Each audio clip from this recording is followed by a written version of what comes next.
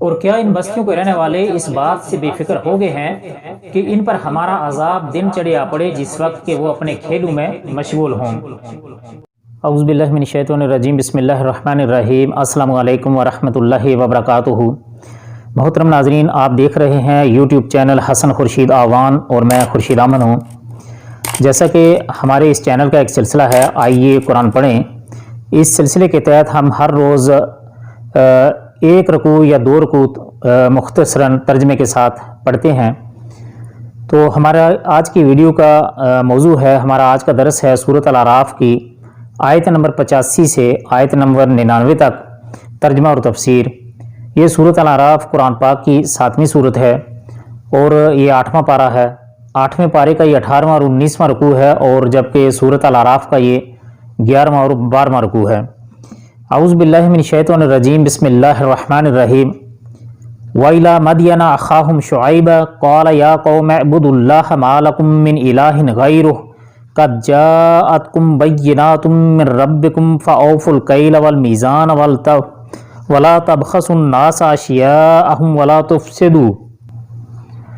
وَلَا تُفْسِدُوا فِي الْأَرْضِ بَعْدَ إِصْلَاحِهَا ذَلِكُمْ خَيْرٌ لَّكُمْ إِن كُنتُم مُّؤْمِنِينَ۔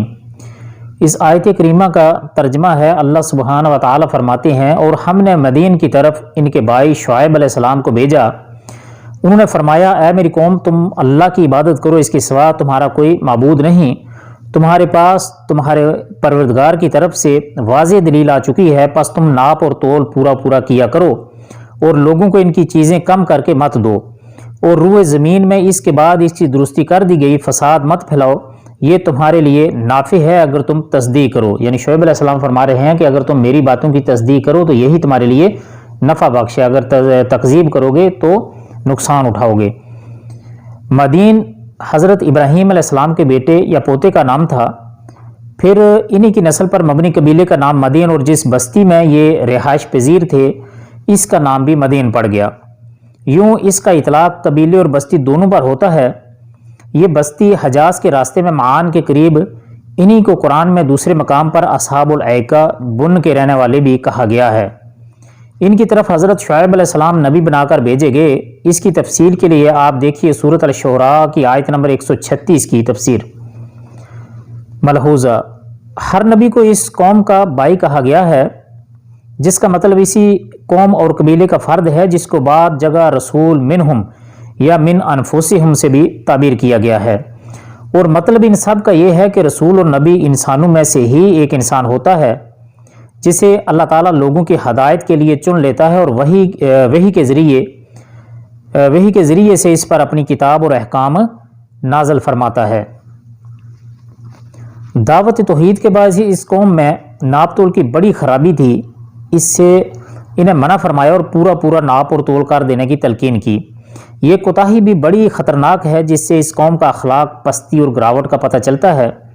جس کے اندر یہ ہو، یہ بدترین خیانت ہے کہ پیسے پورے لیے جائیں اور چیز کم کر کے دی جائے۔ اس لیے سورۃ المطففین میں ایسے لوگوں کی ہلاکت کی خبر دی گئی ہے۔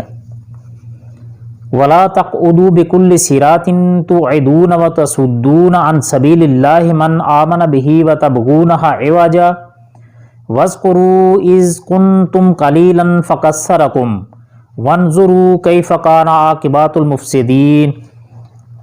اور تم سڑکوں پر اس غرض سے مت بیٹھا کرو کہ اللہ پر ایمان لانے والوں کو دھمکیاں دو، اور اللہ کے راہ سے روکو، اور اس میں کجی کی تلاش میں لگے رہو۔ اور اس حالت کو یاد کرو جب تم کم تھے، پھر اللہ نے تم کو زیادہ کر دیا، اور دیکھو کہ کیسا انجام ہوا فساد کرنے والوں کا۔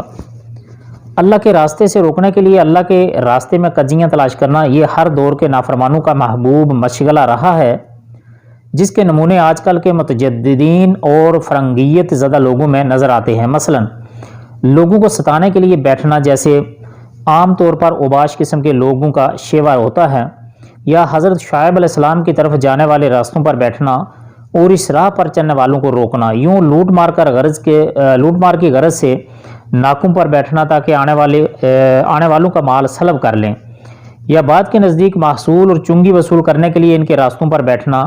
امام شوکانی فرماتے ہیں کہ سارے ہی مفہوم صحیح ہو سکتے ہیں، کیونکہ ممکن ہے کہ وہ سب ہی کچھ کرتے ہوں۔ وَإِنْ كَانَ طَائِفَةٌ مِّنْكُمْ آمَنُوا بِالَّذِي أُرْسِلْتُمْ بِهِ وَطَائِفَةٌ لَمْ يُؤْمِنُوا فَاصْبِرُوا حَتَّى يَحْكُمَ اللَّهُ بَيْنَنَا وَهُوَ خَيْرُ الْحَاكِمِينَ۔ اور اگر تم سے کچھ لوگ اس حکم پر جس کو دے کر مجھ کو بھیجا گیا ایمان لے آئے اور کچھ ایمان نہیں لائے تو ذرا ٹھہر جاؤ یہاں تک کہ ہمارے درمیان اللہ فیصلہ کیے دیتا ہے اور وہ سب فیصلہ کرنے والوں سے بہتر ہے۔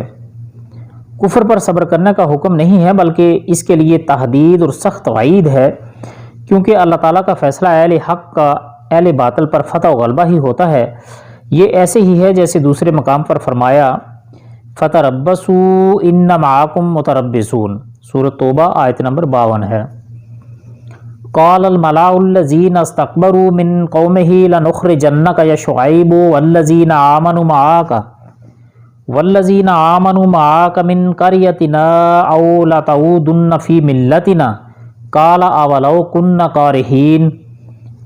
ان قوم کے متکبر سرداروں نے کہا کہ اے شعیب، ہم آپ کو اور آپ کے ہمراہ جو ایمان والے ہیں ان کو اپنی بستی سے نکال دیں گے الا یہ کہ تم ہمارے مذہب میں پھر آ جاؤ۔ شعیب علیہ السلام نے جواب دیا کہ کیا ہم تمہارے مذہب میں آ جائیں گو ہم اس کو مکروہ ہی سمجھتے ہوں۔ ان سرداروں کے تکبر اور سرکشی کا اندازہ کیجئے کہ انہوں نے ایمان اور توحید کی دعوت کو ہی رد نہیں کیا بلکہ اس سے بھی تجاوز کر کے اللہ کے پیغمبر اور اس پر ایمان لانے والوں کو دھمکی دی یا تو اپنے آبائی مذہب میں واپس آ جاؤ نہیں تو ہم تمہیں یہاں سے نکال دیں گے۔ اہل ایمان کے لیے اپنے سابق مذہب کی طرف واپسی کی بات تو قابل فہم ہے کیونکہ انہوں نے کفر چھوڑ کر ایمان اختیار کیا تھا، لیکن حضرت شعیب علیہ السلام کو بھی ملت آبائی کی طرف لوٹنے کی دعوت اس لحاظ سے تھی کہ وہ انہیں بھی نبوت اور تبلیغ و دعوت سے پہلے اپنا ہم مذہب ہی سمجھتے تھے۔ حقیقتاً ایسا نہیں تھا یا بطور تغلیب انہیں بھی شامل کر لیا ہو۔ یہ سوال مقدر کا جواب ہے اور حمزہ انکار کے لیے اور واو حالیہ ہے، یعنی کیا تم ہمیں اپنے مذہب کی طرف لوٹاؤ گے یا ہمیں اپنی بستی سے نکال دو گے؟ در آلحان یہ کہ ہم اس مذہب کی طرف لوٹنا اور اس بستی سے نکلنا پسند نہ کرتے ہوں۔ مطلب یہ ہے کہ تمہارے لیے یہ بات مناسب نہیں ہے کہ تم ہمیں ان میں سے کسی ایک بات کے اختیار کرنے پر مجبور کرو۔ قَدِ افْتَرَيْنَا عَلَى اللَّهِ كَذِبًا إِنْ عُدْنَا فِي مِلَّتِكُمْ بَعْدَ إِذْ نَجَّنَا اللَّهُ مِنْهَا وَمَا يَكُونُ لَنَا أَن نَّعُودَ فِيهَا إِلَّا أَن يَشَاءَ اللَّهُ رَبُّنَا وَسِعَ رَبُّنَا كُلَّ شَيْءٍ عِلْمًا عَلَى اللَّهِ تَوَكَّلْنَا رَبَّنَا افْتَحْ بَيْنَنَا وَبَيْنَ قَوْمِنَا بِالْحَقِّ وَأَنْتَ خَيْرُ الْفَاتِحِينَ۔ ہم تو اللہ تعالیٰ پر بڑی جھوٹی تہمت لگانے والے ہو جائیں گے اگر ہم تمہارے دین میں آ جائیں۔ اس کے بعد اللہ تعالیٰ نے ہم کو اس سے نجات دی اور ہم سے ممکن نہیں کہ تمہارے مذہب میں پھر آ جائیں، لیکن ہاں یہ کہ اللہ ہی نے جو ہمارا مالک ہے مقدر کیا ہو۔ ہمارے رب کا علم ہر چیز کو محیط ہے، ہم اللہ ہی پر بھروسہ رکھتے ہیں۔ اے ہمارے رب، ہمارے اور ہماری قوم کے درمیان حق کے موافق فیصلہ کر دے اور تو سب سے اچھا فیصلہ کرنے والا ہے۔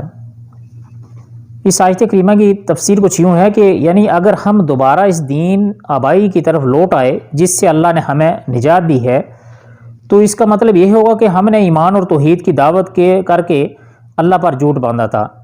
مطلب یہ تھا کہ یہ ممکن ہی نہیں کہ ہماری طرف ایسا ہو، یعنی ہماری طرف سے ایسا ہو کہ ہم اپنے دین کو چھوڑ کر تمہارے دین میں دوبارہ واپس آ جائیں۔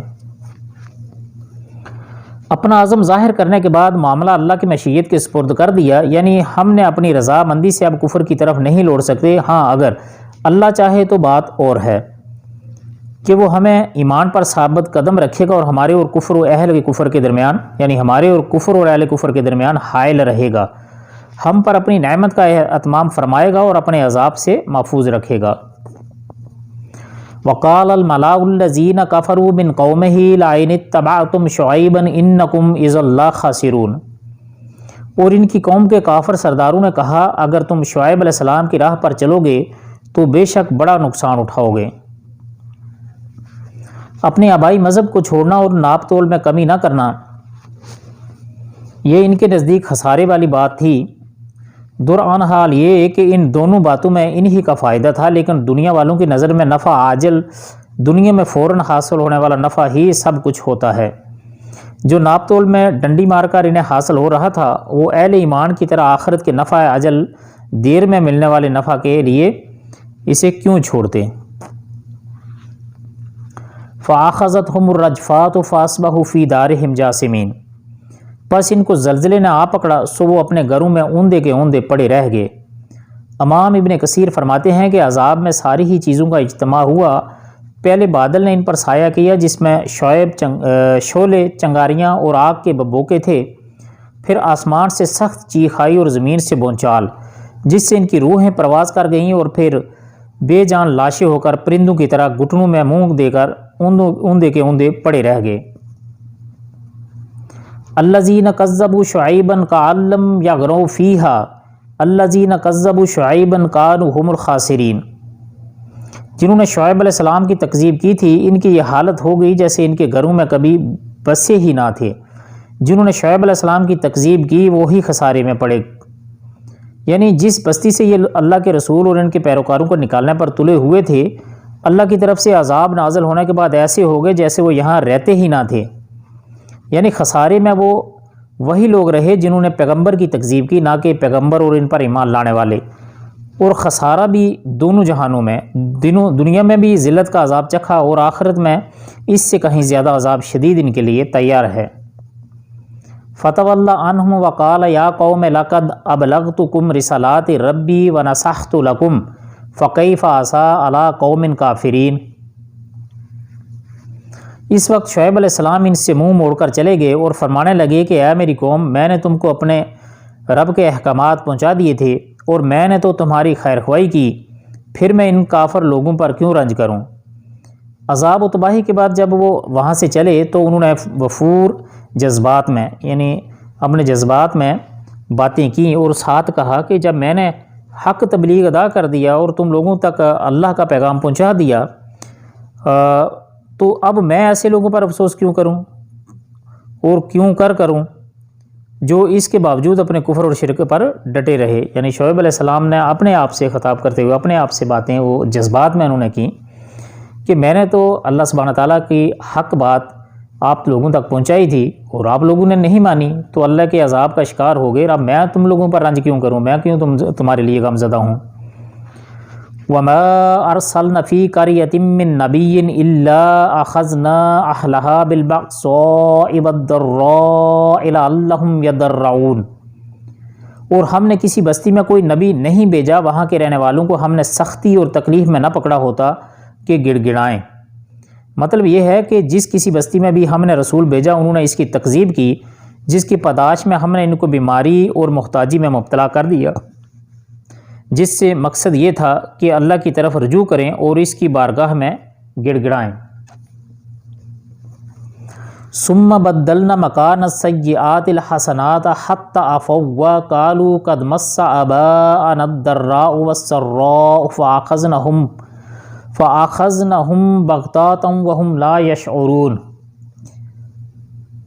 پھر ہم نے اس بدحالی کی جگہ خوشی حالی میں بدل دی یہاں تک کہ ان کی خوب ترقی ہوئی اور کہنے لگے کہ ہمارے آباء و اجداد کو بھی تنگی اور راحت پیش آئی تھی تو ہم نے ان کو دفتن پکڑ لیا اور ان کو بھی خبر نہ تھی، یعنی فقر اور بیماری کو صحت اور عافیت سے بدل دیا جبکہ ان کے اندر رجوع الی اللہ کا داعیہ پیدا نہیں ہوا، تو ہم نے ان کو تنگی و دستی کو خوشحالی سے اور بیماری کو صحت و عافیت سے بدل دیا تاکہ وہ اس پر اللہ کا شکر کریں۔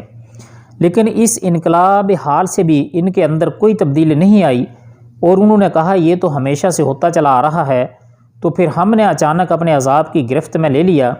اسی لیے حدیث مومنوں کا معاملہ اس کے برعکس بیان فرمایا گیا ہے کہ وہ آرام اور راحت ملنے پر اللہ کا شکر ادا کرتے ہیں اور تکلیف پہنچنے پر بھی صبر سے کام لیتے ہیں، یوں دونوں ہی حالتیں ان کے لیے خیر اور اجر کا باعث ہوتی ہیں۔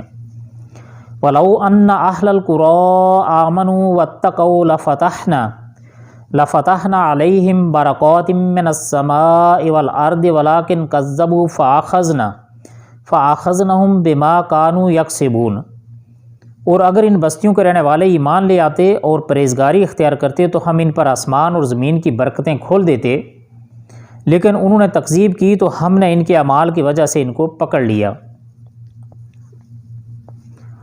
فآمن اہل القری ان یأتیہم بأسنا بیاتا وہم نائمون، کیا پھر بھی ان بستیوں کے رہنے والے اس بات سے بے فکر ہو گئے کہ ان پر ہمارا عذاب شب کے وقت آ پڑے جس وقت وہ سوتے ہوں گے۔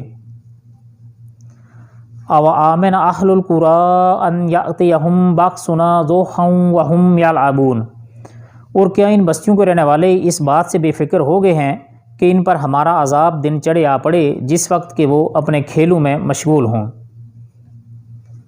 افآمنوا مکر اللہ فلا یامن مکر اللہ الا القوم الخاسرون، کیا پس وہ اللہ کی اس پکڑ سے بے فکر ہو گئے، سو اللہ کی پکڑ سے بجز ان کے جن کی شامت آ ہی گئی ہو اور کوئی بے فکر نہیں ہوتا۔ ان آیات میں اللہ تعالیٰ نے پہلے یہ بیان فرمایا کہ ایمان اور تقوی ایسی چیز ہے کہ جس بستی کے لوگ اسے اپنا لیں تو ان پر اللہ تعالیٰ آسمان اور زمین کی برکتوں کے دروازے کھول دیتا ہے، یعنی حسب ضرورت انہیں آسمان سے بارش مہیا فرماتا ہے اور زمین اس سے سیراب ہو کر خوب پیداوار دیتی، جس سے خوشحالی اور فراوانی کا ان کا مقدر بن جاتی ہے۔ لیکن اس کے برعکس تکذیب اور کفر کا راست اختیار کرنے پر قومیں اللہ کے عذاب کی مستحق ٹھہر جاتی ہیں۔ پھر پتہ نہیں ہوتا کہ شب و روز کی کس گھڑی میں عذاب آ جائے اور ہنستی کھیلتی بستیوں کو آن واحد میں تباہ و برباد اور کھنڈرات بنا کر رکھ دے۔ اس لیے اللہ کی ان تدبیروں سے بے خوف نہیں ہونا چاہیے۔ اس بے خوفی کا نتیجہ سوائے خسارے کے اور کچھ نہیں۔ مکر کے مفہوم کی وضاحت کے لیے آپ سورۃ آل عمران کی آیت نمبر 54 کی تفسیر پڑھ سکتے ہیں۔ تو محترم ناظرین، یہ تھی ہماری آج کی ویڈیو۔ ہمارا آج کا سبق سورۃ الاعراف آیت نمبر 85 آیت سے لے کر آیت نمبر 99 تک کا ترجمہ اور تفسیر مختصراً۔ آپ سے گزارش ہے کہ اگر آپ نے ابھی تک ہمارے چینل کو سبسکرائب نہیں کیا تو چینل کو سبسکرائب کر لیجئے اور گھنٹی کے بٹن کو دبا کر ضرور کلک کر لیجئے تاکہ ہر آنے والی ویڈیو اب تک بر وقت پہنچتی رہے۔ آپ سب کے قیمتی وقت کا بہت بہت شکریہ۔ اللہ تعالیٰ آپ سب کو اپنے حفظ و امان میں رکھے۔ اللہ تعالیٰ سے دعا ہے کہ اللہ تعالیٰ ہمیں قرآن پاک کو صحیح سمجھ کر پڑھنے اور اس پر عمل کرنے کی توفیق عطا فرمائے۔ اللہ تعالیٰ قرآن پاک کو ہمارے دلوں کی بہار اور ہمارے سینوں کا نور بنائے اور یوم قیامت ہمارے لیے ہمارے حق میں قرآن پاک کو سفارشی بنا کر کھڑا کرے۔ اللہ تعالیٰ ہم سب کو ریاکاری، دکھلاوے اور تکبر اور غرور سے اپنی پناہ میں رکھے۔ اللہ تعالیٰ ہماری طرف سے اس کو خالص اپنی رضا کے لیے قبول عام فرمائے۔ السلام علیکم ورحمۃ اللہ وبرکاتہ۔